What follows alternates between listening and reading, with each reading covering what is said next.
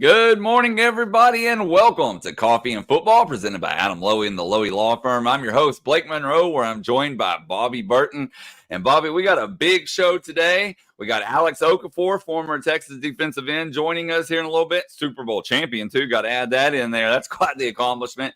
But before we get to that, we got a lot to talk about, man. And let's open it up with the portal. It's been a hot topic for the past couple of weeks, but Golden out of Houston, a big name yesterday going in. Yeah, he was said to going to be putting his name in for almost a week now, Blake. And then there was comments that Texas had already reached out to him, all of this stuff, but the Longhorns hadn't yet. The Longhorns were certainly going to be interested if someone like him did, because remember, Golden was actually committed to Texas in high school and then opted to go to Houston at the last minute over Texas. He is the former high school teammate of Jaden Blue, the running back out of Klein Kane, that is having a breakout season as a redshirt freshman. Redshirt freshman at Texas right now.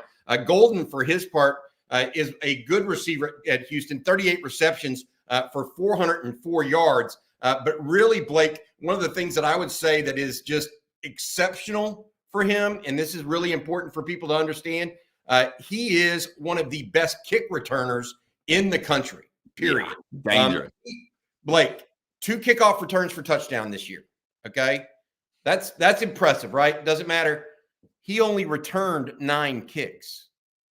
2 out of 9 times he touched the ball on kick returns, he scored a touchdown. He is a better, and this is going to be hard for people, he's a better kick returner than Keelan Robinson.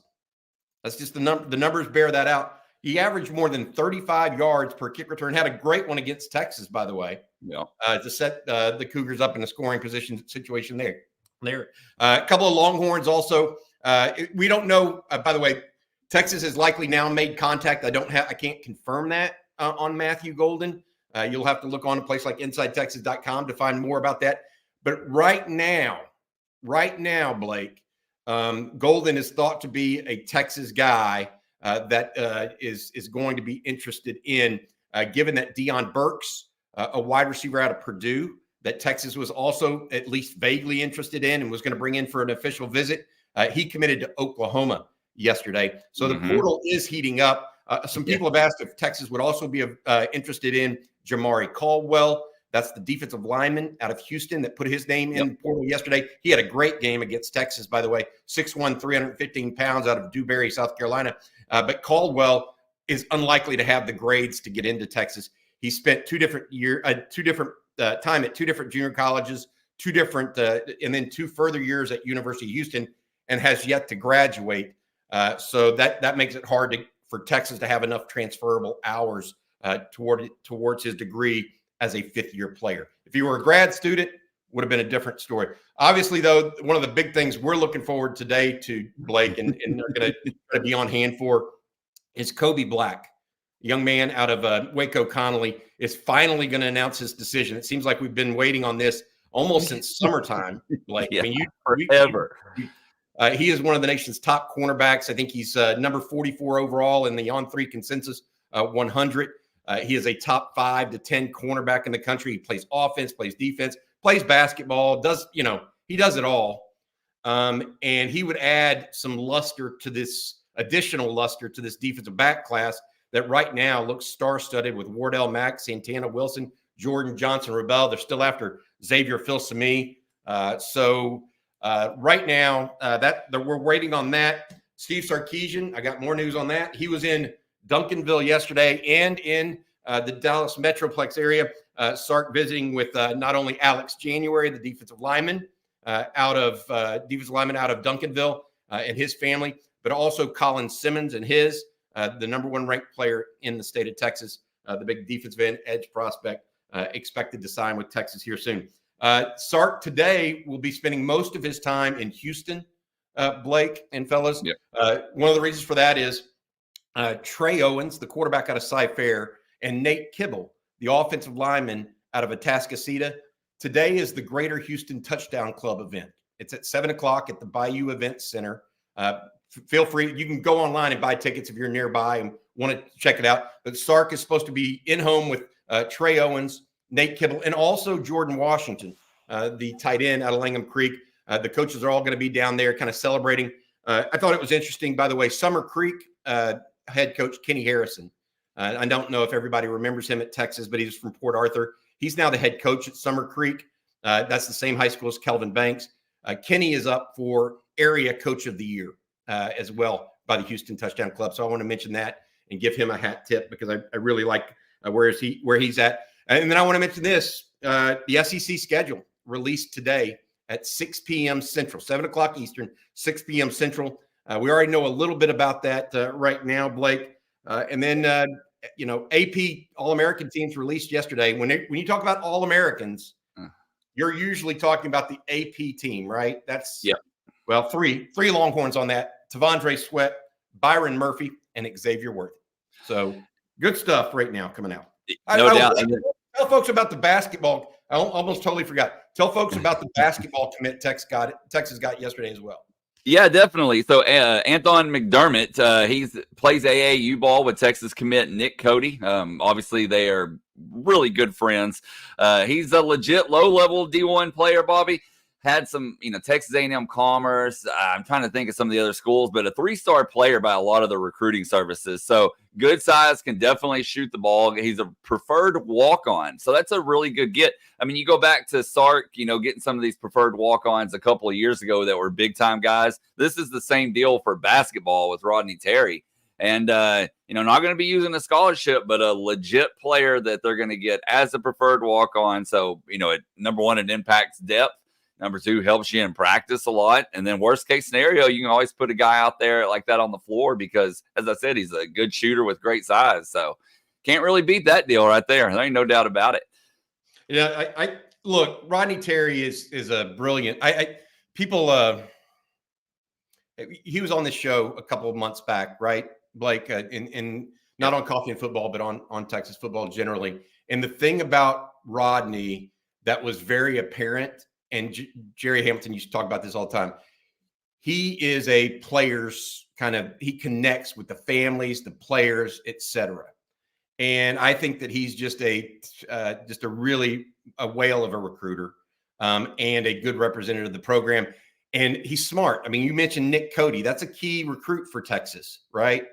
McDermott is a friend of Nick Cody's, and that helps solidify those kinds of things. I mean, blessed be the ties that bind, right? I think that's the old saying, the biblical one. And so I think that's an element that we all need to be talking about and thinking about there is, how do you, if you build a program brick by brick, it's not all at once, right? And so I think that's a great deal. Hey, Bobby, I want to circle back to a couple of things that you mentioned just a minute ago. Texas announced just a few minutes ago that Sweat, Murphy, and Worthy are also Sporting News All-Americans besides AP. And it wouldn't surprise me if we get that consensus All-American with Sweat. I think that's just a matter of time now. But the other big news that came out over the past couple of days is, of course, the SEC schedule going to be released tonight, but that Texas versus Georgia game will be on October 19th in Austin. I know Horns fans are going to circle that one. That's probably going to be the hottest ticket on the home schedule next year. And you got to – I can only imagine the atmosphere for that is going to rival the one from Alabama last year when they played host to the Crimson Tide with College Game Day and all that. I think it's going to be electric. I mean, can't really beat that game right there. Well, we were talking about it with Rod and Aaron Hogan. I was talking about it with Rod and Aaron Hogan last night. It's the same weekend as the F1 series in Austin. That's right. And so there's like no hotel rooms available. And so apparently people from Georgia are already kind of like, what the heck is going on in Austin? And, not only get your tickets, get your hotel rooms, your VRBO, whatever you need to do to get going, because that's apparently going to be a big deal for the Longhorns and friends this weekend. Hey, Blake, I need to go ahead before we get going to the next segment. I want to say thank you to our sponsor, Adam Lowy of the Lowy Law Firm. Adam and his group have been helping injured Texans for decades. You can give him a call at 512-280-0800. That's 512-280-0800. Or visit him at loweylawfirm.com. If you've been injured in a wreck or on the job and think you might be due compensation, He gives you a free consultation, absolutely free. Give him a call, 512-280-0800, loeylawfirm.com. Thanks, Adam, for your ongoing sponsorship of On Texas Football. And thank you, Bobby, with the help for that banner. I couldn't find it there for a second. So I appreciate you helping me out.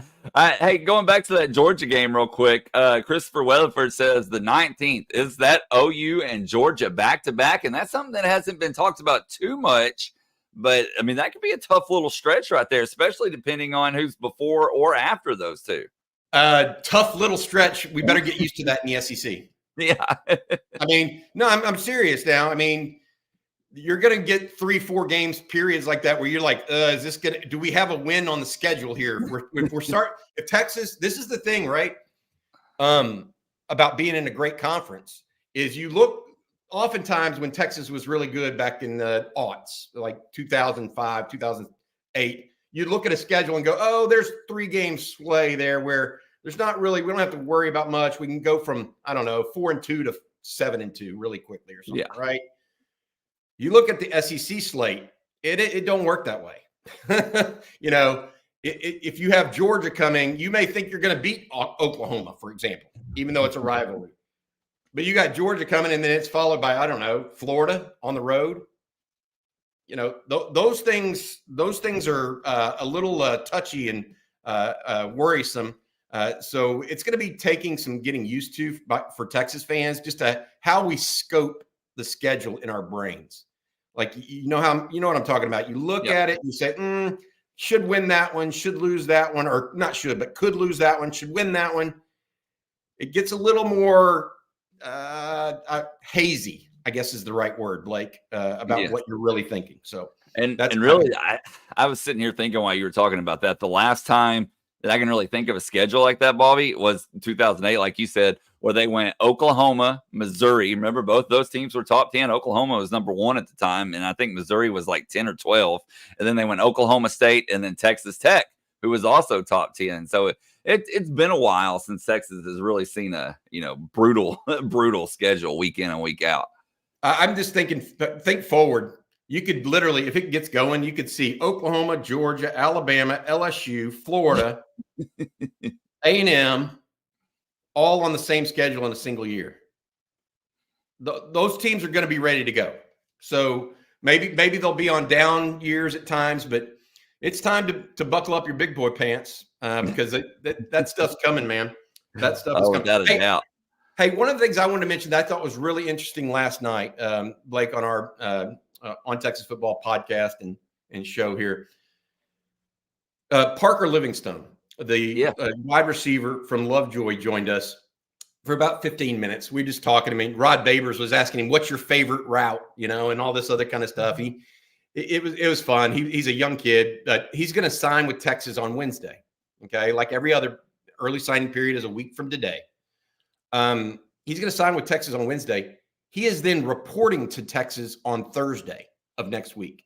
So 1 week from tomorrow, he's actually reporting. He's one of 4 players that are going to go through, at least 4 that we know of right now, that are going to go through bowl practice, college football playoff practice with the Longhorns from the 26th from the 21st to like the 24th or 23rd. Then he comes back on the 24th, Blake, or 26th, and practices all the way until they play the game in New Orleans. This is totally new. I don't know of anybody at Texas that has ever done this. Now, he's one of 4 guys that are going to do this for the Horns.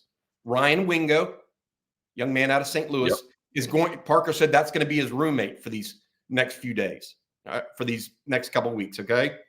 Then Christian Clark, the running back out of Arizona, as well as Jordan Johnson-Rubel, are also supposed to be going through this. So you have we talked about yesterday about 14, 15, 16, however many are going to be early enrollees, Blake.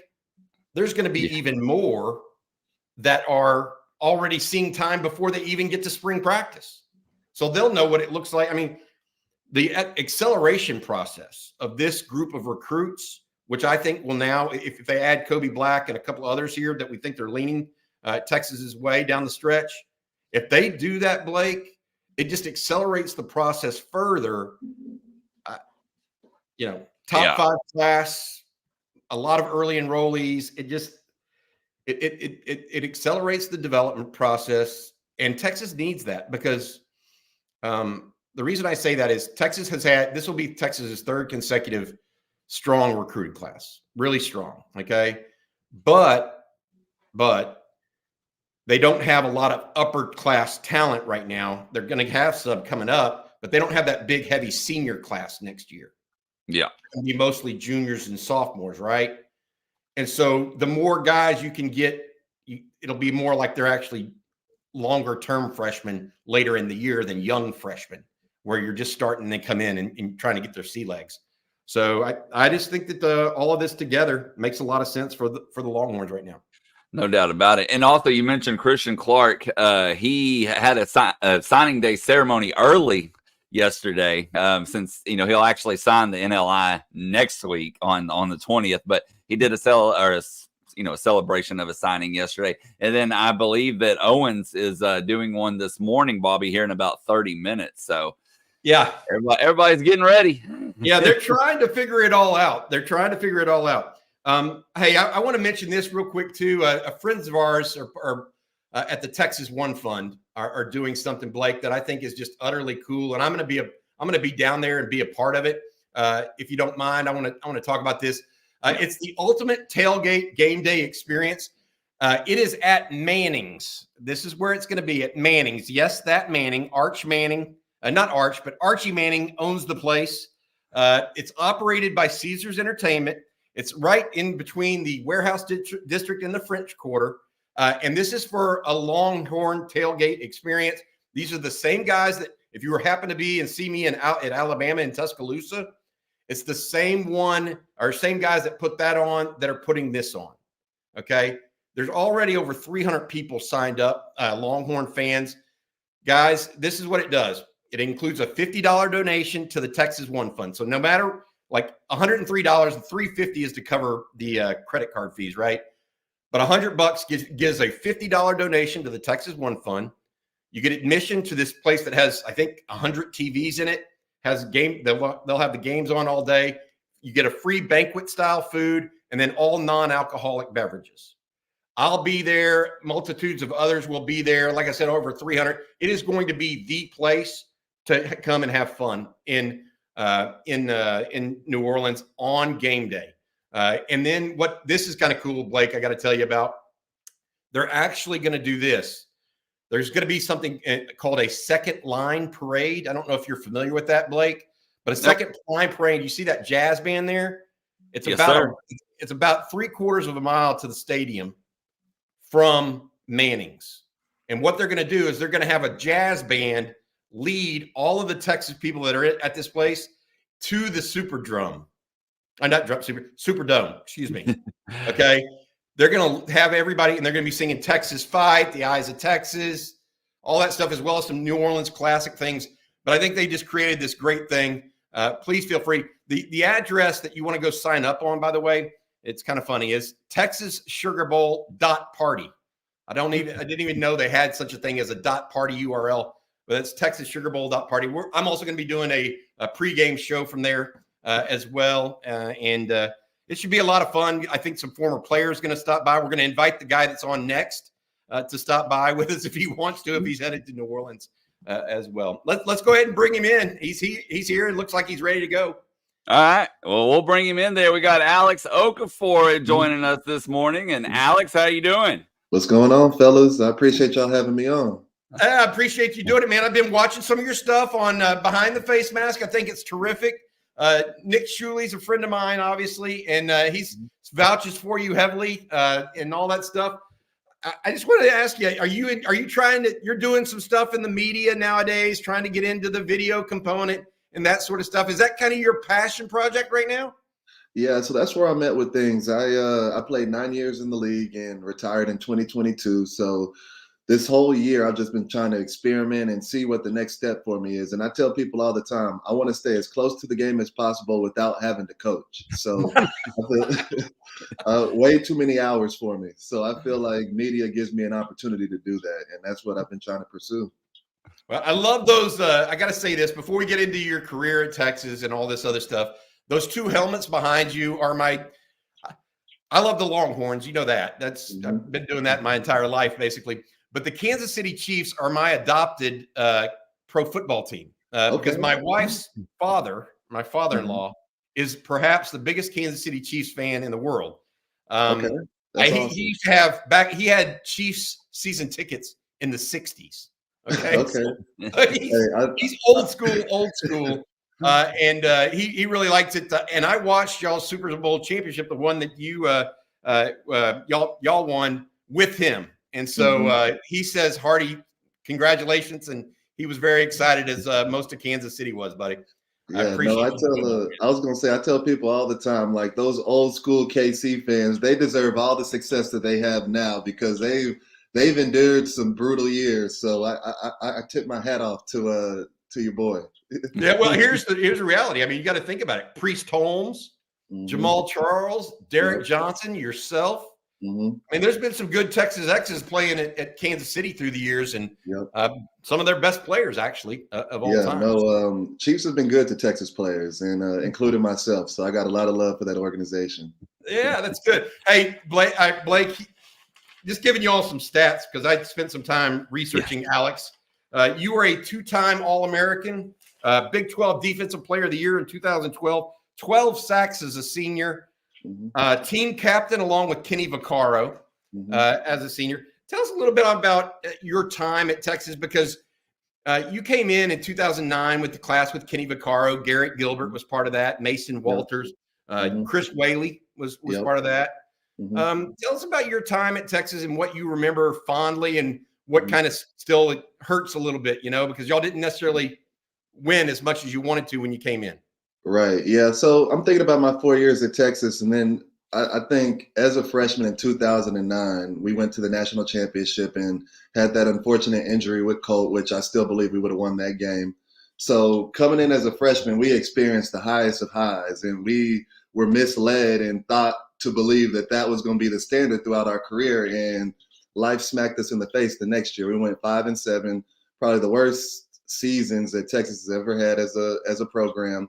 And then, but after that 5-7 season, I think we had some pretty good teams. We just didn't have stability at the quarterback position.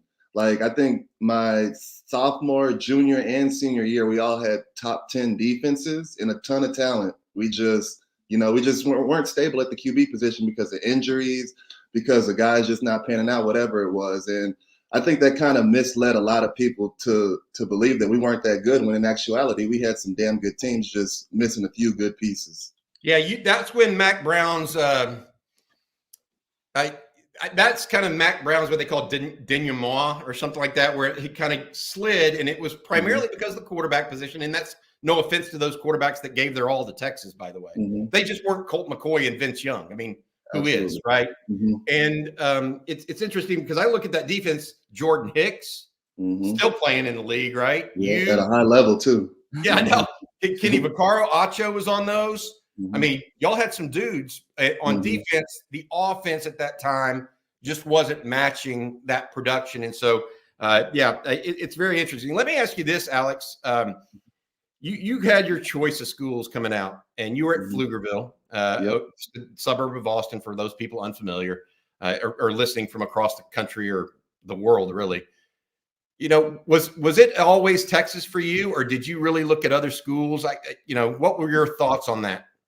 Yeah, so I had 3 teams. I had Texas, I had LSU because my cousin played there, and then I had Stanford, just because I've always been into academics and education, and I saw what Harbaugh was doing at the time there. So those were really my 3, and then I cut it down to 2. It was between Texas and Stanford, and I don't think people realize how close Stanford was to kind of peeling me out of this area, because it was neck and neck for a while. But ultimately, I just couldn't leave my family. It was just too much comfort here in Austin, and looking back on it, I made the right choice. Hey, Alex, I got a question for you. I mean, when you were on the 40 acres, you were a terror on the line. I mean, you even set the Alamo Bowl record for most sacks in the bowl game. So obviously, defensive line play. What do you think about this year's defensive line? And, what are some of the keys that has made them so successful? Yeah, man, This D line is special, and I love watching these dudes come out and play. I don't think since I've left the 40 acres, I don't think I've enjoyed watching a unit as much as I've enjoyed watching this D line unit. Obviously, the strength of this unit is the two tackles inside. Also, another strength is our sneaky depth on this D line. Like, we have a lot of dudes that come in and produce, whether that's Burke, whether that's Broughton, whether that's Trill Carter. Like, we got a lot of dudes coming in and producing on this D line. One thing I think that makes this team special is the fact that the run game is absolutely eliminated. And I think that's where we're at. That's why we're where we're at right now, is because whenever you walk into a game, if you know that the run game is over with before the game even starts, that gives you a good chance of winning. And that's what we've seen all season. Like, that Iowa State game, incredible. And especially at the college level, like, the mental focus it takes to lock in for 60 minutes and not have one slip up. Like, all it takes is a 3 technique getting cut out of this gap, and that's a 40-yard run. So the fact that they've played at this standard for so long is just impressive, and I tip my hat off to these dudes. What do you think of Bo Davis? You spent some time with Bo Davis, didn't you? I mean, wasn't he at Texas throughout your time? Yeah, I had Coach Bo for 2 seasons, man, and I love Bo. And I think so. Like you said, I'm doing a podcast right now. My first interview was T'Vondre Sweat. For everybody listening, it's the podcast called Behind the Face Mask, and it's on YouTube, so go look it up. But T. Sweat talked about just how, not only Bo Davis has grown him as a player on the field, but as a man. And that's what I tip my hat off to Bo Davis the most, is at the college level, coaches have a responsibility not just to train the player and the athlete, but to also help these guys grow as men. And if you've seen how much T'Vondre Sweat has grown over these past 4 or 5 years, you got to give your credit to Bo Davis and what he's doing down there. Yeah, and when you're talking to grown, you're not talking about physically. You're talking about mentally. He came in at 280 pounds. Now he's eating a few of those shakes that y'all are famous for out over there. Alex, the other question I would ask about this, and something that I think is interesting for you guys as you look, it really seems like, and Jeffrey Janelle, what a great comment. I love Behind the Face Mask. You guys check out that podcast. Alex, one of the things I love about what I'm seeing right now from Longhorn Nation is a rejuvenation of former players taking pride in what they're seeing on the field right now. I get a real sense of that. Whether it's you, we had Derek Johnson on last week because he made the College Football Hall of Fame, right? You guys, especially the ones that are hanging around Austin, Rod Babers is another one. You guys are really taking this team in a little bit and saying, okay, this is the kind of football we can endorse and get behind, and we can use our voices to unite the community a little bit and tell them, hey, it's okay to get behind this because they've got it going in the right direction. Do you sense that at all from you guys, or is it just you guys are now back in Austin? What's the thought process there? No, that's definitely exactly what it is. And first of all, I'll acknowledge Sark for that, first of all, because we kind of, as OGs to the program, whenever Tom Herman got there, and I'm not knocking Coach Herman, but his way of doing things was kind of keep everything in-house. Everybody that came before, everybody that's going to come after, we're going to kind of keep you at a distance because we're focusing on what we have right now. And that kind of rubbed some of the older guys, the wrong way. We feel like we didn't have access to the program like we wanted to. As soon as Sark came in, man, he reached out to a ton of the old heads. He embraced everybody. He made it a complete family atmosphere. So I think that's what got it started. So that's what got us back involved. And then seeing the way these guys are playing, that's just the icing on the cake, man. These dudes are playing the right way.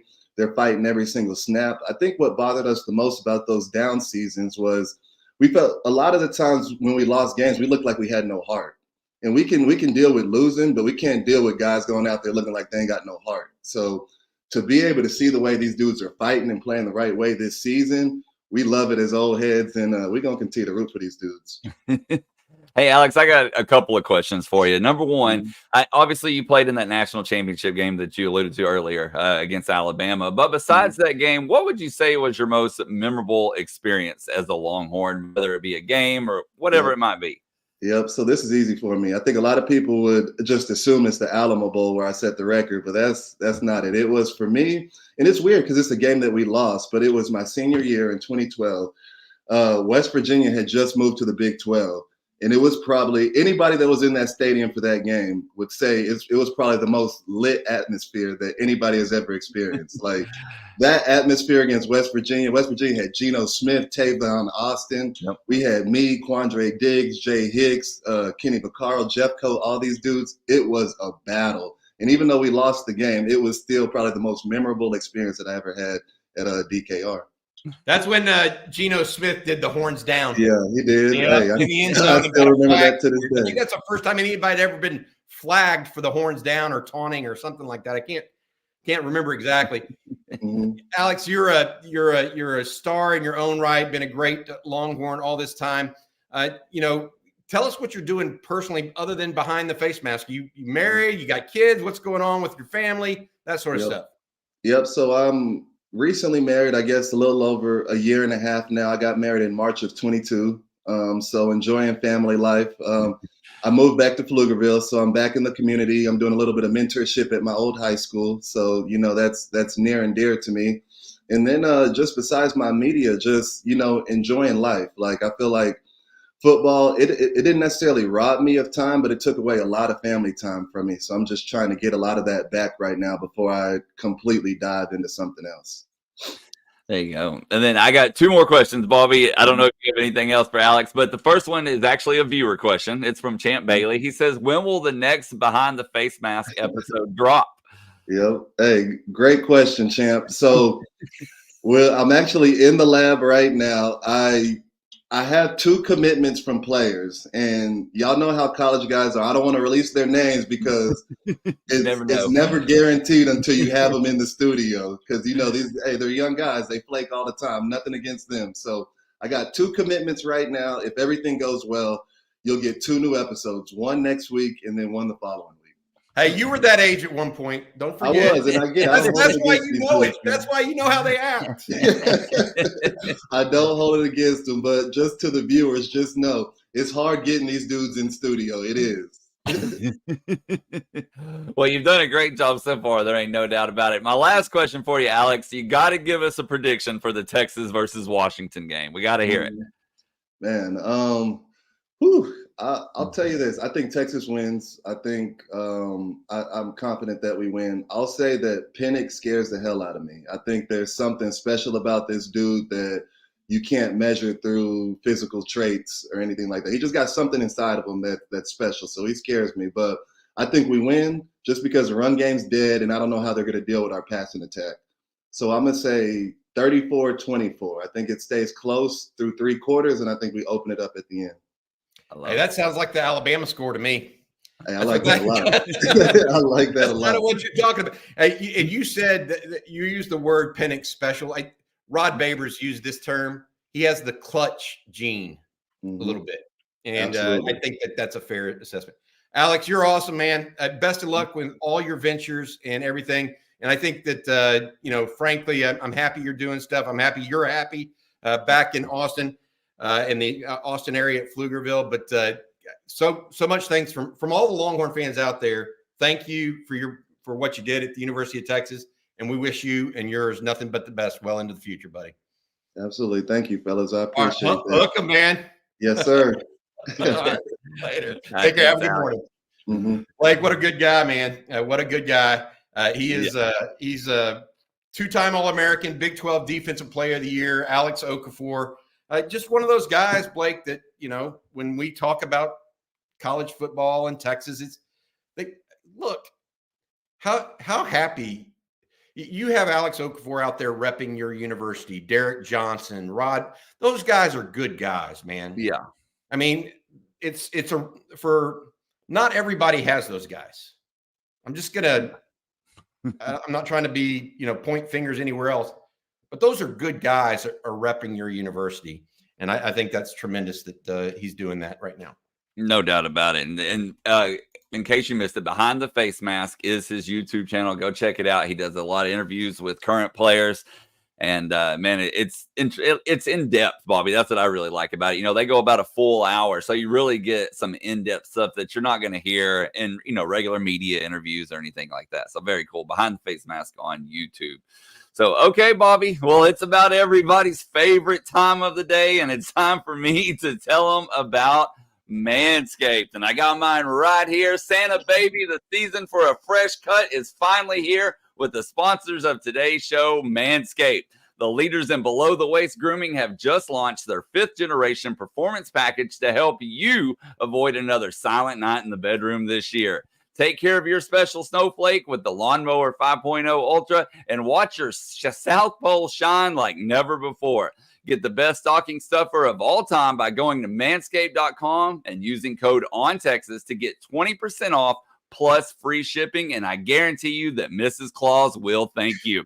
I personally use Manscaped products, guys, and I can tell you that without a doubt, they're the premier product, and it makes a great Christmas gift, and you can stuff anybody's stocking with that. Manscaped is a one-stop shop for all of your holiday needs. They have perfect gifts in the Performance Package 5.0 Ultra, which includes loads of perfect stocking stuffers. And what could be better than giving the gift of good hygiene and, of course, a few laughs? Starting with the Lawnmower 5.0 Ultra, this is the crown jewel of the holidays and, dare I say, the best ball trimmer of all time. The electric razor's advanced skin-safe technology is a lifesaver and known for reducing nicks and cuts on your Santa sack. So get 20% off and free shipping with the promo code ONTEXAS at manscaped.com. That's 20% off with free shipping at manscaped.com with promo code ONTEXAS, and you can say ho, ho, ho to a well-groomed mistletoe with Manscaped. Blake, Love it. Get it proud. There you go, buddy.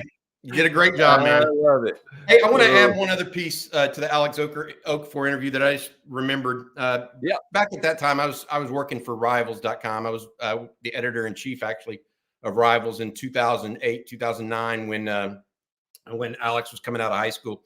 The guy that oversaw our rankings that I had hired to oversee our rankings was a guy named Barry Every. He was a former director of player personnel at Georgia.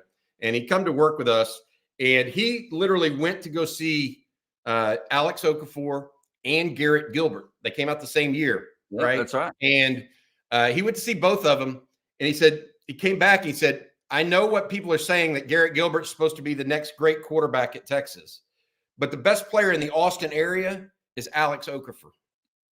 He said it, and he had no qualms about saying it. And this is not to a lot of Texas fans like or some Texas fans have talked poorly of Garrett Gilbert through the years. I don't do that. What I'm saying is some people that were behind the scenes were already pointing to Alex Okafor as, hey, this is the dude you need to be watching a little bit more. And Barry ended up ranking Alex a 5-star. I think he rated him ahead of Garrett Gilbert, actually, in the rankings. I can't remember exactly, but Barry took a lot of heat for that, by the way, but ended up being right 10 years later, 12 years later. Yeah. I mean, what an illustrious career for Alex, amazing. And a great guy off the field too, obviously, as you can kind of tell from that interview alone, just a great Longhorn that makes Texas fans proud, no doubt about it. Well, you talked about one of the things we just talked about. He's working, not only is he doing the behind the face mask, but he's also he's going back to his high school, right? And doing things there. When we had Derek Johnson on, he has a Defend the Dream Foundation that's supplying books to inner city libraries and refurbishing the libraries to make them an attractive place instead of just the afterthought, right? Yeah. These guys they're using football the right way. Yeah, they're using their success. Yeah, as a platform. That's a great word for it, Blake. I love it. I love to see that. It's funny you mentioned that, because that is one thing that I have noticed, lining these guests up alone, you really look into what they're doing. And, we do our homework on them. And so many of them, Bobby, do have these foundations, or they're giving back to their community, or going back to their high schools and, doing football camps with the youth there. And, just so many things. It is really cool to see. There ain't no doubt about it. Yeah. Winners are going to win. Winners win. And I think that's a case with the guys like him, Derek Johnson, others as well. All right, guys. Well, plenty of time to get your questions in, and we're going to get to some of those right now. If you have any questions, please ask in the chat, and we'll get to as many as we can. And Bobby, we got a couple of super chats that we need to knock out of the way. And this first one here from Pooh. Thank you, Pooh. He says, how does Anthony Smith compare to other linebackers we signed last year? And if he came to Texas, would he play right away? So first of all, Anthony Smith, we should give an update on that. I didn't even do that this morning right off the bat, and so we should probably talk about that. Smith, now Aggies are reporting, and some Longhorn sites are reporting that he's not visiting Texas over the weekend. So what's going to be the truth? We'll find out in the next 24 hours, most likely. He was scheduled to visit Texas this coming Friday. Smith, as a player, is, I don't want to say Sean Witherspoon-esque, but he's another guy from Southeast Texas, Jasper. But he has those long arms, moves well, and is instinctive around the ball. Would he play immediately? I don't know. I see him as a thicker version of a Maurice Blackwell. So if you're looking at a type of linebacker he is, so take Maurice Blackwell and add about 20 pounds of muscle in 2 years. That's how I see Anthony Smith as a player. We'll see if he actually shows up on campus this weekend. Xavier Filsaime had it in home yesterday with Florida. He is still scheduled, by the way, the safety from McKinney, still scheduled to visit Texas this weekend right now. So we'll see how all that goes. The Florida new defensive backs coach was in with Filsaime last night for his official visit. Hey, we need to do a reset on the news probably. Yes. Just so we've had over, I don't know, 500-600 people join us in the last 15, 20 minutes here, Blake. Matthew Golden, the wide receiver out of Houston, is officially in the portal. Golden is one of the nation's top kick returners, if not the top kick returner. He had 9 kickoffs total this year. He returned 2 of them for touchdowns, over a 35-yard average. Also had a big one against the Longhorns. He is clearly a target of the Longhorns at this time. We do not know when he might be visiting. He's also a high school teammate of Jaden Blue at Klein Kane, was formerly committed to Texas as well. Kobe Black, the four-star cornerback out of Waco Connolly, announces today at his school, Waco Connolly, at 4:30. We will be on hand for that. We're also going to be doing a live stream as well. Steve Sarkisian will be in Houston today at the Houston Touchdown Club event at 7 o'clock tonight, but he's also doing his home visits with not only Trey Owens and Nate Kibble. Owens, the quarterback out of Cy-Fair, Kibble, the offensive lineman out of Tascasita. Both those guys are up for the award of Greater Houston Touchdown Offensive Player of the Year award. The award is thought to be going to Derek Lagway, the Florida commit out of Willis, though. But they're actually nominees for the award, Kibble and Owens. And then Jordan Washington, the talented tight end, Jeff Banks, Steve Sarkisian, expected by his house later tonight as well. Other things, SEC schedule tonight gets released at 6 p.m. As well. So a lot of stuff going on today. And the Longhorns right now, overall as a team, they're just in the weight room, kind of getting ready to go. They start practice on Saturday. Their first true bowl practice will be Saturday. There'll be 10+ recruits that have already committed to Texas on hand for that. It's going to be one of those things, Blake, where should be an exciting time on the 40 acres over the weekend. That's right. And hey, real quick, Bobby, I just wanted to show everybody this picture here. We talked about it a minute ago, but Trey Owens is doing his signing ceremony early. We'll obviously sign that NLI, but this over here from Jerry Hamilton, as you can see, he's getting ready for that signing ceremony, flashing the hook on all Texas there, obviously. So there you go. Yeah, pretty cool. I love it. And then yesterday, Christian Clark, the running out of Arizona, did his. So both of those guys heading to the 40 acres soon. I also, as a reset, just talking about all these things, Tavondre Sweat, Byron Murphy, and Xavier Worthy, both AP and Sporting News All-Americans. You mentioned, I hadn't even thought about this at this point, Blake, but you mentioned the possibility of Tavondre Sweat being a consensus All-American after also winning the Outland Award last weekend. Yeah, I think, and that may be all of them. If not, I think he just needs one more, and then he will be a consensus. So, I mean, he's knocking at that doorstep for sure.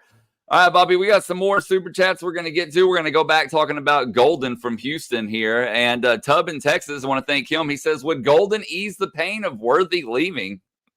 I don't know that he's necessarily Xavier Worthy. He's not a darter. Does that make sense? Like, he's more of a glider. In that regard, he's more like an Adonai Mitchell. But would he ease the pain? Look, Texas needs some weapons. They're going to need increased speed. He eases the pain of Keelan Robinson leaving. We talked about it last night. Rod Baber said, look, you could put the one thing Sark loves to do is put speed in the backfield, even if they're not running backs, and kind of motion them out and get them in. That kind of stuff. Golden had, I think Golden long jumped 24 feet in high school, or close to 25, something crazy. He's got big time speed. He's not a darter though, Blake. He's more of a glider. So that's the difference between him and Worthy. I guess he would definitely ease the pain in special teams. Right. Yeah. He definitely, I think, look, Keelan Robinson just took back a kick against Texas Tech, right? Yep. Matthew Golden's a better kick returner than Keelan Robinson. He's not as good on special teams overall because Keelan Robinson is one of the best gunners in the country, right? And he also does the dirty work and all this other stuff. But as a kick returner, Matthew Golden is better. And I think, look, Sark wants to score touchdowns. And that's his idea of who he wants to put on the field at all times. And so Matthew Golden can score touchdowns anytime he touches the ball. That's this is Vivek has this great line. I think Golden is an awesome win for us if it happens. Bona fide production, great speed, and upgrade in the kick game. I think I see all the same things you do, Vivek. The bigger piece is, again, how Sark is building the roster. Remember when we talked about the portal management and all what they're doing? They're looking for pieces that fit what they need and fit them. Specific. It's not this, we're not throwing out 20 offers to every guy that enters the portal because all of a sudden we need a bunch of players. Texas is in a different part, in a different process in their program than they were just 3 years ago. They're looking for very specific pieces. Golden fits that piece. That's why when this happened, alarm bells go off.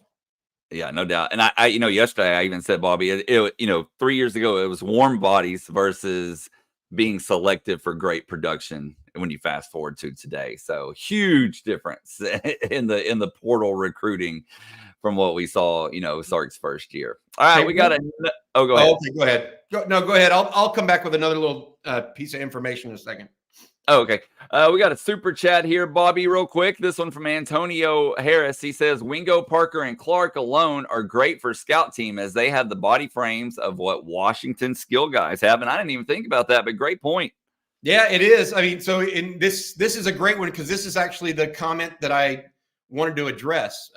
When people say Wingo, Parker, Livingstone, and Christian Clark, those three guys plus Jordan Johnson-Rebel, we learned last night, are expected to be in Texas for bowl practice. So that means guys that are just signing on Wednesday officially are going to be in Austin for bowl practice the next day.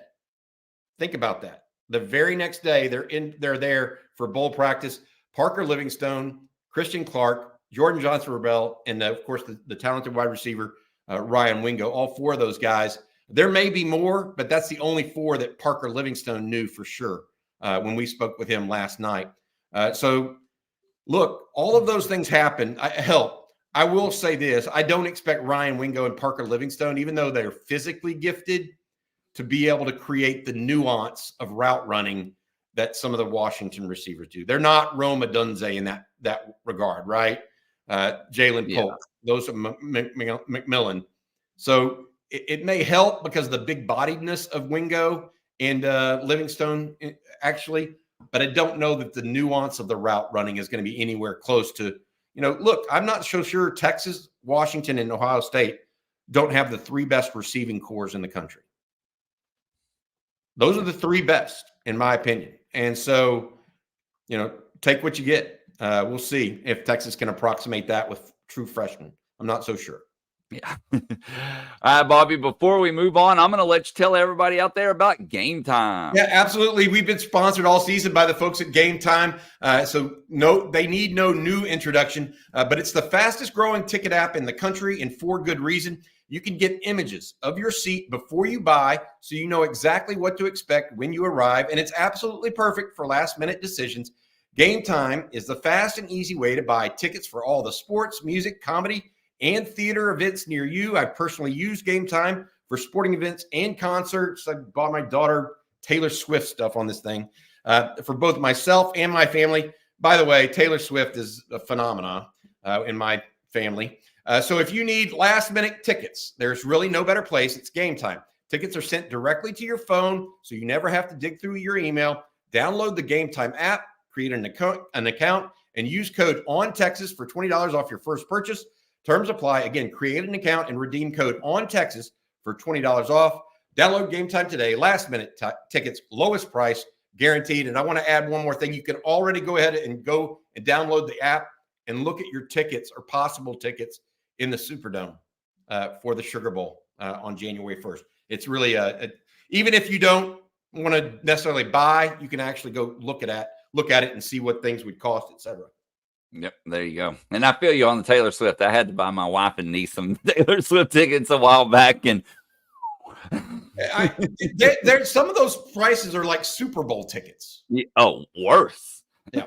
It's insane. All right, that's a whole other conversation, though. So let's get on to some more questions here, Bobby. And I think that knocked out the super chat. So let's go to this one from Mock Schnell, because I wanted to bring this up about Golden too. He says, was Golden not recruited as a defensive back by Texas? He was a real ball hawk, I think. No, he was recruited as a wide receiver. And return guy at the time. He just went to Houston because I think Texas started getting so many receiver recruits in that class, and he kicked back. It happens, Mock. You know that. We've seen this. We may still – I don't want to wish on anybody on this, but somebody may peel off of this class for Texas at the last minute. I mean, Aaron Hampton hosted Tommy Rees, the Alabama offensive coordinator, yesterday for a visit at Dangerfield High School. So that means Nick Saban and Tommy Rees on back-to-back weeks. And Alabama's recruiting him as a wide receiver while Texas is telling him he's an athlete defensive back. Now, Blake Gideon and Steve Sarkisian, Blake Gideon expected to go see Hampton, I think, today or tomorrow. So we'll see. But those are the kind of things that people need to be thinking about as well. So we'll see what all happens. One of the things I think is important to mention, guys, the number of guys coming in this weekend for recruits, there are over 10 prospects or commitments that are going to make unofficial visits to Texas this weekend. Brandon Baker out of California, Wardell Mack out of Louisiana, Ryan Wingo, all these, Jarrett Gibson. What Texas is trying to do is make sure that core of recruits are staying committed through the end. So the Texas staff has plans for this, right? They know that they need to get those guys on campus one last time. So they're not just, saying, oh, well, here, come take our recruits. They're being smart. We got a couple of other Golden-related questions. UT Parking says, if Texas lands Golden, will they wait until after spring to add another wide receiver? I'm not sure, other than Golden, who are the realistic fits in the portal currently. But, Bobby, I want to piggyback off that question with Juice Wells. We've had questions on him. Is Texas still going after Wells? So I'll let you. Yeah, absolutely. So Juice Wells is the other name that's been involved there. He's a young man that's out of South Carolina. He played at James Madison. And as we learned from Diamante Tucker Dorsey, a former Texas transfer from James Madison, he and Juice Wells are good friends. Diamante is supposed to be on the show on Friday morning with us. We'll probably have even more before then, but certainly the definitive answer probably on Friday from Diamante, I would guess. But Texas has shown some interest. He did visit Ole Miss over the weekend. Ole Miss thought to be the favorite right now. We'll see if he shows up in Austin on Friday, though. I think that he has been told that Diamante would be a big recruiter for him. I'll just put it that way.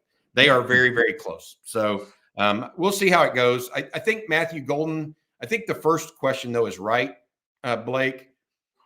Who fits? That's the question. Who fits? Deion Burks may have fit, right? Matthew Golden, they think, does fit.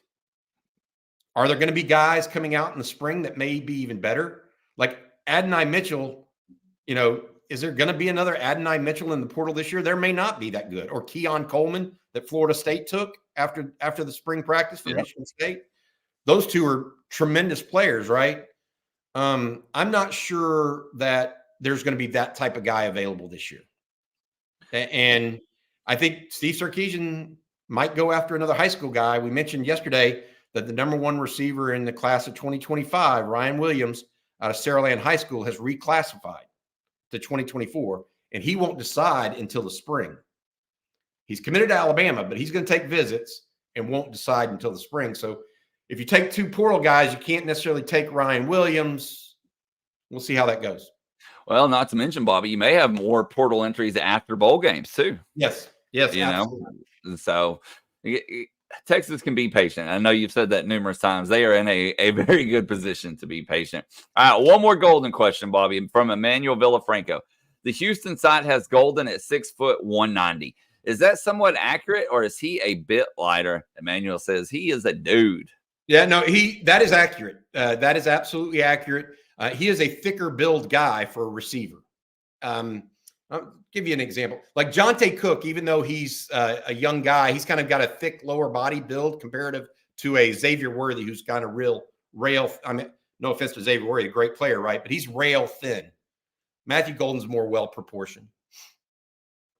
All right, we got some questions here. We're going to stay on the wide receiver front. Phil McIntosh says there's rumors about Mitchell coming back. Bobby, I don't see it. I mean, you look at any mock draft, he's, a first-round guy, and a lot of them are early second round at the latest. I just don't see that happening. I don't either. I think that Adonai's probably gone. I think that the Longhorns are focused on keeping guys like Jake Majors, and I do think Jake Majors will return. And if he's going to announce it or just come back, I don't know. Trying to work on David Benda as well, the linebacker out of the Houston area. Guys like that are real possibilities. I don't know that Adonai is any longer a real possibility. At one point in the season, he might have been. But, I mean, look, he scored 10 touchdowns. He's a true junior that's a legit second, third round guy. Some people even have him higher than Xavier on their boards, apparently. So I think he's going to be gone. I wish he weren't. I think Texas would love to hang on to him. All right, we got two questions here about Parker Livingstone. He says, NW says, how do you see him playing out in the future? And then Bobby Betronic adds on to that and says, how do you project him in Sark's offense? Is he a middle of the field type guy, or does he have the speed to be a problem outside? So, Bobby, this is a good question. So Livingstone told us last night that he's being recruited for that Adonai Mitchell role, to give you a sense of what they think he is. He's a down the field 50-50 ball winner, in their opinion. He's got the height, he's got the length, he's got the ball skills, he tracks it well, etc. So that's the role they see him in. I would add to that he does have, I think he's one of the top 10, 15 guys in the state in the 400 or something like that, Blake, at one point last year. Mm-hmm. I can't remember. So he has that downfield speed where he can kind of accelerate into his route, not necessarily at the outset, right? He's not a great outset quickness guy. So that's kind of the thought process on him. And then we're going to talk about a 25 receiver. Since we're staying on receivers here, Rodolfo Esquivel says, update on Decorian Moore. Bobby, obviously Moore took some visits to Texas and Oregon both, even though he's committed to LSU. Anything new there? Is Texas the latest on Decorian Moore is that he's still committed to LSU. He's playing in the state championship game this weekend for Duncanville, along with Colin Simmons, Alex January, and the rest of that crew. They will be in the state championship game, so no visits right now before the Christmas break, right? They may be going with, I think that what I heard the other day, that it's the first junior day. But this is a good nugget here to throw in here near the end of the show, Blake. The first junior day for the University of Texas will be around the January 20th weekend. So while they're still doing the first, while they're still doing the going through maybe cleaning up a couple of recruits in the portal, as well as finishing off the high school recruiting class in front of the early or the second signing day, February 7th, they're going to already go ahead and really start bringing in the 2025 recruits, of which Moore is the number 2 ranked receiver in the country. But right now, I think it's going to be hard to get him away from LSU. But I also don't think that recruitment is anywhere close to being over. No. All right, Bobby, we got some more recruiting questions. But before we do, obviously it is Christmas time, and we've been doing the 12 days of Christmas. So I'm going to let you tell everybody about what's going on today. Yeah, if you've been watching today, you've noticed I've been drinking out of this Yeti mug for a while. The guys at the co-op have been providing Longhorn gear and books and everything else for the University of Texas and its students for, I don't know, a century. And so they have sponsored the 12 Days of Christmas in this one. I'm also wearing right now one of my favorite shirts. It's from the guys at 40 Acres Apparel. Jeff Clark and those guys do great things. I love the long sleeve right now. I'm wearing the short sleeve today, but it feels, it's one of the best shirts I've worn. But they're available on the University Co-op website. Guys, feel free, gear up for the Sugar Bowl. Make sure you're coming at it, but should be fun. All right. I want to thank them for helping us out with the 12 days of Christmas. And Bobby, let's get to some more recruiting questions here. There we go. From Rob Hathaway. He says, Van Dorsler from South Lake Carroll, is he still on the radar at tight end? He is. He's a 2025. I think that we're going to see what happens in the process here and who the Longhorns truly identify. Jeff Banks is recruiting national. That's no mistake, right, Blake? Yep. If they can recruit national and get those, where does Van Dorsler sit on their radar as it relates to others? There has not been, other than quarterback with KJ Lacey and at receiver with Ryan Williams and DeCorian Moore and maybe Kelshawn Johnson out of Hitchcock, there has not been a true definition of who's what on the rankings board. Michael Fasusi, the big offensive lineman out of Dallas, might be in that loop. John Turnstein out as a 2026 out of North Crowley. There are very few guys that Texas says are got to have them. They're top of the board no matter what. I don't know that at tight end yet overall, much less Van Dorsler specifically. Hey, Bobby, I'll add something to that. The tight end out of Calhoun, Georgia, Emory Winston, he will be announcing next week, has the top 3 of Ohio State, Texas, and Central Florida. So I believe his is on the 18th. Yep. 4-star tight end, considered one of the top tight ends in the nation. 2025 kid, though. So gotta wait before you get him on the 40 acres. But he will be announcing next week between those 3 schools. So hey, I want to say this. Apparently this sold out today. The when we talked about it, and I'm getting a note from the organizer of the event.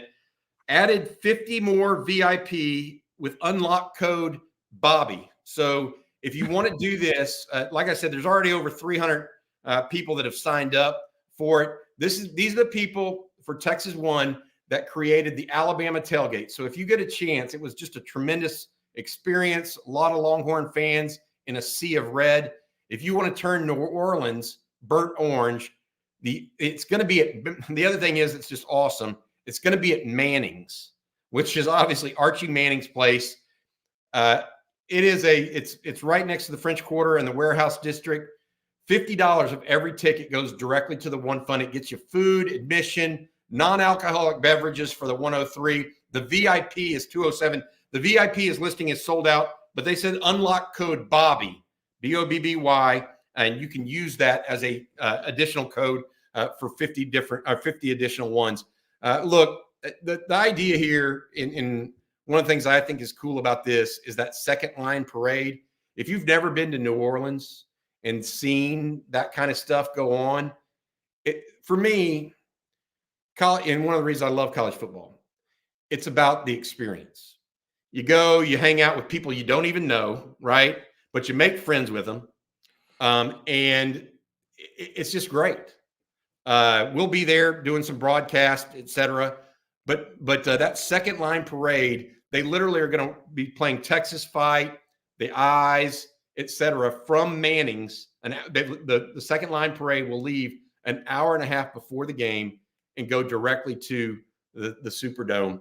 And they'll be playing New Orleans Classics as well. But hopefully we'll have 300, 500, 600 people there, all with us doing it and going to the game and having a little fun. It is November 1, 2, and I want to mention this. So all the games, like most people on here are college football fans as well as just Texas fans. They have like 100 TVs in that place, apparently. So all the games, game broadcast will be on, et cetera. It should be a great time. They have a balcony. This is the other thing. They have a balcony that overlooks that typical French Quarter kind of old New Orleans style classic. It should be a lot of fun, guys. I'm going to be there. I know a lot of other people that are going to be there I've been talking to, and we should have some fun. Hey, Bobby, real quick, what's that website? Sugar Bowl or Texas Sugar Bowl .party. Yeah. Texas Sugar Bowl .party. And I would say this, use code Bobby if you want the VIP tickets. The $100 tickets are still available right now as well. So please feel free and join us. And again, $50 of every ticket go to the One Fund. They're not trying to make money off of this, guys. They're just trying to get the people there and put the money to the food and get everybody involved and then give money to the One Fund. So I think it's a great opportunity for everybody. Hey, speaking of giving money, Bobby, I got to read this next super chat from Jenny Burton. And she says, Bobby, you're a gift. I hope everyone appreciates you as much as the kids and I do, with a kissing emoji. So I'm glad I'm not the only one whose family gets on here with the super chats as my son does. So, but your wife blew my son out of the water. He doesn't realize that she just gave Google like $20 of us. But, hey, that's okay. That's my wife. Love her very much. Appreciate you, sweetheart. All right, then let's take a few more questions, Bobby, before we get out of here. Here we go. Here, the SEC schedule is being released today. I believe is that at 6 Eastern, Bobby, or 6 Central? Do you remember off the top of your head? 7 Eastern, so 6 Central. Like you said, we do know some things. Texas is going to Florida, we believe. Georgia's coming to Texas. The Texas-Oklahoma game is still going to be around the same time, first or second weekend of October. Beyond that, we have some names. Vanderbilt, Kentucky going to be among the schedule, as well as a few others. A&M is back on the Saturday. Arkansas. Yeah. Oh, and A&M is back the Saturday after Thanksgiving. We believe that to be the case as well. Hey, here's a good one from Joseph Diaz, speaking of New Orleans as well. But he says, what's more exciting, Kobe Black's commitment or the SEC schedule release? Action-packed afternoon. Yeah, it is a packed afternoon. I'm going with Kobe Black, though. The schedule can come out today, but it won't matter for 9 months. Kobe Black will matter immediately to me, if that makes sense. I'm a big recruiting fan and always have been, Blake. I mean, I grew up following recruiting since I was, literally I think I was like 12 or 13 when I started following recruiting. And so I think that I talked about Texas being on fire yesterday in recruiting and just overall, right? With everything that they've done for the last month or 2 months or really 2 or 3 years. And it's a rare time right now. People need to understand that. That's why Alex Okafor, who comes on the show today and is literally smiling and says he and Derek Johnson are jazzed about what's going on at Texas. These are guys that know what winning looks like, right? They know what it takes to win, and they're seeing it. And and Alex said that really straightforward. He said, give Sark credit for that. So I just think, guys, it's really a unique time on the 40 right now. It really, and for Texas fandom as a whole. I mean, you're winning recruiting battles. You're winning on the field. You've got great quarterbacks on the field. You've got great quarterbacks in the pipeline. You have players like Tavondre Sweat developing and then winning national awards. I mean, what else do you want? I mean, a great time after wandering in the desert for many years. I really believe that. Really believe that. Hey, Bobby, here's a question, and it's something I've actually been thinking about for since the college football playoff was announced. Travis Acton says, is it better that we have a month to prepare for Washington than, say, Michigan? And my thought process behind this, Bobby, is I feel like Texas matches up better against Michigan. So I would rather have Sark get that full month to prepare for Washington than, play them a week later after beating someone in the semifinals. What do you think about that? Well, so I think it's better to have a month to game plan against Washington from a defensive perspective. Yeah. So PK, I think that is much better. That would matter. Michigan is going to be, you're going to have to prove you can beat their base defense because they don't do a lot of gimmicks. And I actually think that Texas matches up better with Michigan than they do Washington, because Michigan's going to do what Michigan does. Yeah. And so if you can stop what Michigan does and you can score points, you're going to beat Michigan. It's kind of straightforward. Washington, it's not straightforward because they have a strength in their passing game that you don't know if you can mitigate enough, when all the chips are on the line. So I think that it is better that they get a month for Washington. I'm not saying they don't need a month or couldn't use a month for Michigan. It's just they match up better. Yeah. And I can't remember if it was you or maybe Rod. I can't remember who said it. But the other thing is that Michigan and Alabama game is going to be physical. So if you do get through the semifinals, the team you face the following week, they're going to be feeling it, from their semifinal game as well. And don't think that won't matter.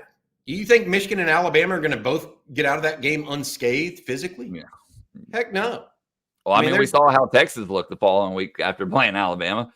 Well, hey, and Michigan just got out of game with Ohio State, by the way, where they lost a guy. Very physical, right? And so those things are going to matter. But look, I think it's nice to talk about Michigan or Alabama, whoever might be there in the final.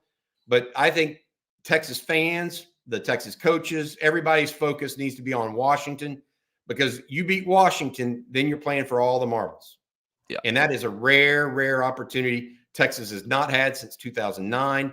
And before 2005, they hadn't had it for 20 years or almost 30 years. So playing for all the marbles, very, very rare, very, very rare opportunity. Beat Washington, and you're doing exactly that. All the focus needs to be on the Huskies, period. Yeah, both of those games going to be great games. And Bobby, I put out a tweet yesterday. I did some research about the betting trends right now with Texas and Washington. But one fact I read that kind of caught my attention: this is the lowest point spread between both teams combined in the history of the college football playoff. The games are going to be that close. It's never been. I think Texas is -4 and then Michigan's -2. It's never been -6 combined, between two teams. It's never even been, I think, single digits between two teams. Hey, so interesting. This is going to harken back. We talk about going to the Mannings for that Sugar Bowl, our Texas Sugar Bowl party thing that people are putting on for the One Fund. The thing that grabs my attention, Blake, is that it's going back to what January 1st used to be. When remember how when you're growing up, January 1st, you just had bowl games. That's all you did all day. You ate and went to your grandparents or your whatever and had dinner, had lunch, and watched bowl games all day. And you could flip between ABC and CBS, and they all had bowl games. Well, it's going back to that this year. And I think that's also a fun thing. So if you're at Manning's with us, that's what's going to be. I mean, just imagine, 10 different bowl games on throughout the day, having fun, kicking back, getting ready for the Longhorns to be the capper. By the way, Texas and Washington will be the nightcap at 7:45.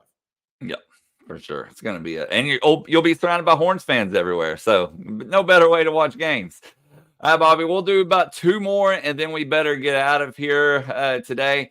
And one person that we haven't talked about is Dominic McKinley. We have a couple of questions on him. We'll do with this one from Nigel Robertson. He says, any word on McKinley? I know the coaches, I believe, are going to visit with him this weekend, correct? Yeah, on Friday. Sark's supposed to be in Lafayette to see not only Dominic McKinley, but also, of course, Melvin Hills, a young man that's committed to the University of Texas. What I'm hearing right now is that McKinley is unexpected to sign in the early signing period. So even though he's committed to A&M and remains committed to A&M, I do not think he's going to sign in the early signing period. So he will be one of the, when I was talking about earlier, but there are going to be a handful of guys we track in the months of later after signing day into January until that February 7th timeframe, Blake.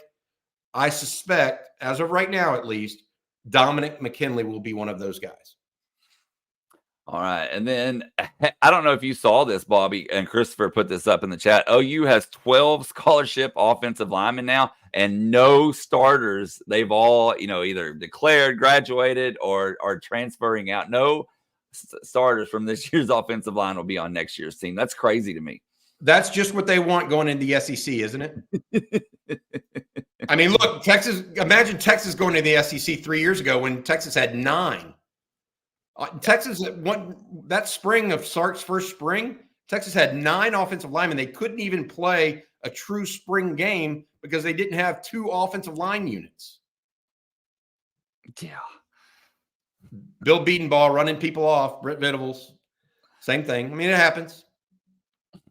Very true. All right. Any new reports on? We talked about the wide receiver portal. We talked about that in depth. But what about linebacker coach, Bobby? Eric Nahlin of Inside Texas has reported that Colton Swan, the linebackers coach at Utah, might be a possibility. And so that would be one to watch potentially. However, I don't think anything's going to happen immediately. Like Steve Sarkisian does not feel the need to fill spots on his staff to fill spots. He is. Think how long did it take him to get Chris Jackson last year? Right? He didn't. Wow. He didn't rush. He wasn't like, I got to do it right now. He wanted to find the right guy. So while Colton Swan, the linebacker coach at Utah, clearly has street cred and all that stuff, need to talk to him, figure out what's going on. I think that's the reality of the situation. Hey, Gage Sheets, I will find out the answer to that for you and have it sometime today or on tomorrow morning show. So, all right, Bobby, we'll do one more question, and then we better get out of here. I know I've said that a couple times, but there's been a lot of good questions. And let's do this one okay, here we go. Football Texas says, Bobby, I'm hearing that WME Sports is partnering with Texas One Fund. What does that mean for Texas athletics? So I want to say this and be polite about it. WME is a great marketing agency, but it's basically going to be they're going to be able to sell through to the athletes directly and represent the athletes as on the totality of it. So they can bring big deals to individuals and then work through that individual's agent or whatever. That's great. It doesn't, I've talked to multiple people and I'm happy for it. I do think it'll be additional. Okay. The problem is it's not a panacea. People think it'll cover everything. Deals like this are nice for press releases. They do not replace the passion of the fans and their participation in NIL. No chance. It'll be one guy that gets a Dr. Pepper deal, right? Or one guy that gets a deal with, I don't know, Tesla.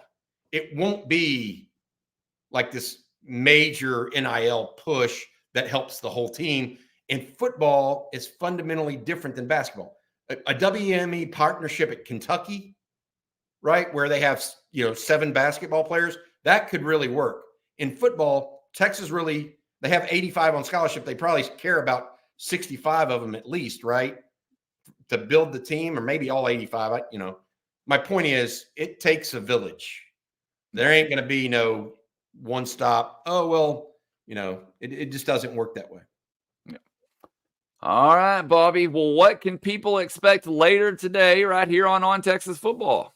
Yeah, absolutely. So, we've got SEC schedule coming out. We've got, as we mentioned, we've got the Kobe Black commitment tomorrow on Coffee and Football. Blake, you set up somebody that I used to watch play volleyball, Haley Ackerman, the Longhorns. If we didn't mention it already, I don't think we did in this broadcast. The Longhorns headed to the Final Four in volleyball. That starts tomorrow night. They play number 1 Wisconsin. Haley, obviously an All-American at Texas, currently the head coach at Kent State. She'll be on with us in the morning. We'll talk more recruiting. Sark's going to be down in Houston today. Then he's over. I can't even remember where he's supposed to be at right now on Thursday, but lots of stuff going on, guys. Lots of stuff. It should be really fun. And big weekend. Longhorns start practice on Saturday, and all those recruits will be there. Hopefully a portal guy or two are also on hand for those practices. No doubt. All right. Well, we want to thank everybody for tuning in. Got to thank Adam Lowy and the Lowy Law Firm, Manscaped, of course, and then the co-op for the 12 days, and Game Time as well. Got to thank Alex Okafor for coming on today. What a great guest. Really enjoyed his insight. And man, I thought a lot of his comments were kind of telling. The Tom Herman Sark deal, I really enjoyed that piece right there. So, but no, thank you all for the super chats as well. Be sure to tune in later today right here on Texas Football. And for Bobby Burton, I'm Blake. Oh, we got a super chat real quick, Bobby. UT boy, he says family hook 'em. So hey, truly, you guys have fun today. Watch for the Kobe Black at 4:15, 4:30 today. There you go. All right. So for Bobby Burton, I'm Blake Monroe, and we'll see you at some point later on today. Hook 'em.